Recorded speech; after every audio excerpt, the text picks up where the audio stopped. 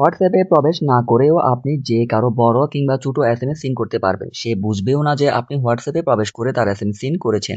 আমি কিন্তু WhatsApp notification আর read receipt অপশনের কথা বলছি না, আরো একটি সিক্রেট ট্রিক আছে। সচরাচর কেউ আপনাকে যদি হোয়াটসঅ্যাপে নক করে সেটা কিন্তু এখানে নোটিফিকেশন বারে চলে আসে। আপনি সিম্পলি নোটিফিকেশন বাটন নামিয়ে দেখতে পারেন। কিন্তু সে যদি বড় ধরনের কোনো এসএমএস পাঠায় সেক্ষেত্রে আপনি পুরো এসএমএস কিভাবে দেখবেন হোয়াটসঅ্যাপে না ঢুকে, সেইটাই আজকের ভিডিওতে দেখাবো। ছোট্ট ভিডিওতে দেখানোর চেষ্টা করেছি, ভিডিওটি সম্পূর্ণ কন্টিনিউ করার অনুরোধ রইল। রিকোয়েস্ট থাকবে ভিডিওতে একটি লাইক দিয়ে উৎসাহ দিবেন। আর এই ধরনের টিপস এন্ড ট্রিক্স ভিডিও প্রতিনিয়ত মিস করতে না চাইলে প্লিজ চ্যানেলটি সাবস্ক্রাইব করে পাশে থাকা বেল আইকন অল করে দিবেন। তো আপনি আপনার ফোনের স্ক্রিনের উপর 2 থেকে 3 সেকেন্ড চেপে ধরে রাখবেন, তারপর এখান থেকে নিচে উইজেট অপশনে ক্লিক করবেন। এখানে উইজেটের মধ্যে আপনার ফোনের সমস্ত অ্যাপ শো করাবে। আপনি এখান থেকে নিচের দিকে স্ক্রল করে হোয়াটসঅ্যাপের অ্যাপটি খুঁজে নেবেন।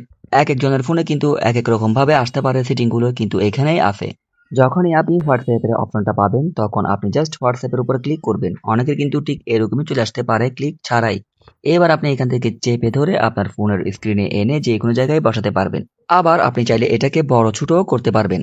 এখন যদি আপনাকে কেউ এসএমএস পাঠায়, ওই এসএমএস সরাসরি আপনি এখানে দেখতে পারবেন। আপনাকে আর হোয়াটসঅ্যাপে অ্যাপে প্রবেশ করতে হবে না। সো আমি একটা এসএমএস পাঠাচ্ছি, এখানে একটা বড় ধরনের এসএমএস এই আইডিতে আমি পাঠালাম। পাঠানোর পর এসএমএসটি চলে আসছে, দেখুন আমি যদি এখানে দেখাই পুরো এসএমএস কিন্তু এখানে আমাকে দেখাচ্ছে।